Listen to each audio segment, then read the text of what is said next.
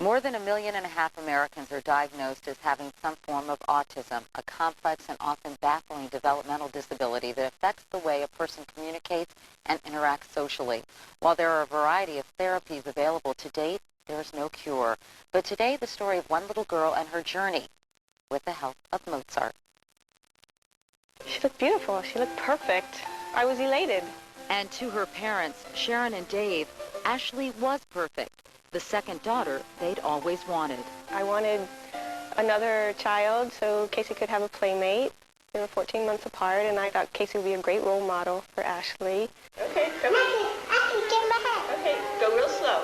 But Ashley had a different idea. At 16 months, she preferred to be left alone. She would tune us out when you called her name. She would just kind of be in her own world. I couldn't imagine that something would be wrong with my child.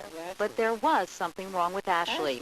After a hearing and speech evaluation, it was determined that while her hearing was fine, her speaking ability at 19 months was the equivalent of a 6-month-old. My heart just sunk. Dr. Chuck Conlon, a neurodevelopmental pediatrician at Children's Hospital in Bethesda, Maryland, examined Ashley.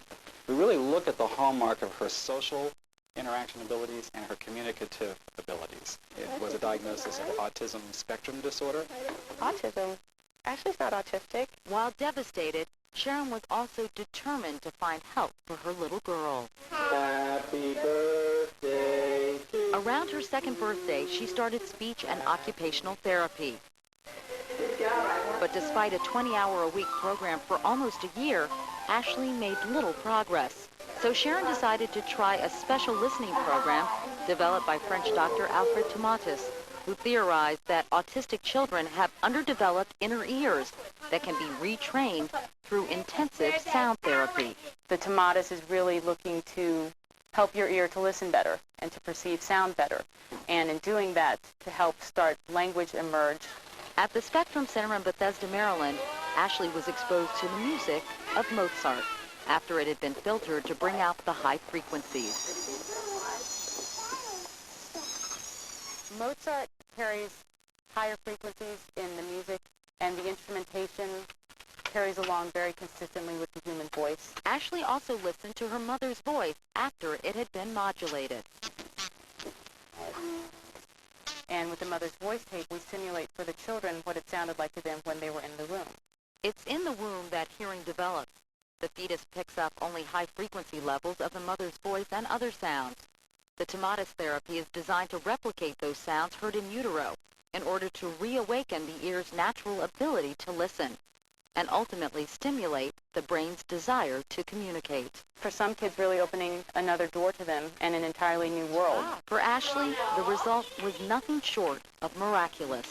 The second day, I really remember, we got into the car and we were driving home, and all of a sudden she said, "I want cookie." And she'd never said anything spontaneous like that before. And Dave and I looked at each other like, what'd she just say? After more than a year of Tomatis listening therapy combined with interactive games, Ashley is now part of the crowd. Give me a high five. You're doing super. She learned to talk. She learned to pretend play. Maybe you're doing me. She learned to hug. She learned to love us. Oh, big hug. And Tomatis was just that switch. But autism experts caution against false hope. They stress that the Tomatis method is not a cure, it's not science, and it's not meant for every autistic child. I don't think that I could make this a treatment recommendation from the standpoint of definitively do this until there was more evidence to suggest there's good clinical science to say this works. But for Sharon and her husband Dave, this is all the proof they need. I love you, Daddy. Can I have a hug? Sharon Ruben is Ashley's mother. Very emotional this morning, understandably. And Valerie Dejean is an occupational therapist and director at the Spectrum Center. Good morning to both of you. Hi. Nice to have you. I know this method, Valerie, has been around since the 1960s, but it seems as if we're hearing more about it these days, and people are more interested. Why is that? Well, I think that there seems to be an increase in the amount of autism, and I think parents are really researching what they can do, and they're not just taking the answer that there's nothing available for them. Tell me, I know we heard the music go from before filtering to after filtering. Tell me how this high-pitched noise actually stimulates the inner ear or helps autistic children in layman's terms, please? Well, how the ear learns to listen to language starts in the womb. At as early as 7 months of age, they learn to recognize all the sounds or phonemes, which are the building blocks of language. If they don't recognize those sounds, it's very hard when they're born to attach meaning to language and learn to develop language. Because of that, they don't hear it, they don't understand it. So is this a one-time deal, or does this kind of therapy have to continue as a child ages? It depends on the child and the severity. Some children, like Ashley, do wonderfully, and I feel we can get to the point there with a little bit of maintenance they will do very, very well. But some children are more severe and need more ongoing work. How is Ashley doing? I understand she's at a Montessori school now. Yes, and she's been released from all of her therapy. She no longer has speech and occupational therapy. She's been released from the special educator from the county. She's in Montessori, and she's just fallen into place like any other 4-year-old. This must be the answer to your prayers. I mean, you must be so grateful and relieved as Ashley's mom. I mean, she loves us now. She calls me Mommy. She calls Big Daddy. I mean, it just opened up a whole new world for her, and for us, we're a family now. Now, she had other therapy, though, we should point out. She was also on a special diet for some time. Why are you convinced, Sharon, it was this Tomatis method that really is responsible for her vast improvement? There's not a doubt in my mind that Tomatis really gave her that boost that she needed. We had stopped her speech and occupational therapy during those loops of Tomatis, and every day of Tomatis, we were seeing brand new things emerge from her. She was eating new foods. She was spontaneously talking. I mean, she was hugging us and loving us, and she was just being reborn almost. I mean, it was an amazing process. Valerie, you know, a lot of experts on autism say that while the Tomatis theory is sound, its therapy has not been scientifically proven to work for autistic children because of the lack of controlled clinical studies.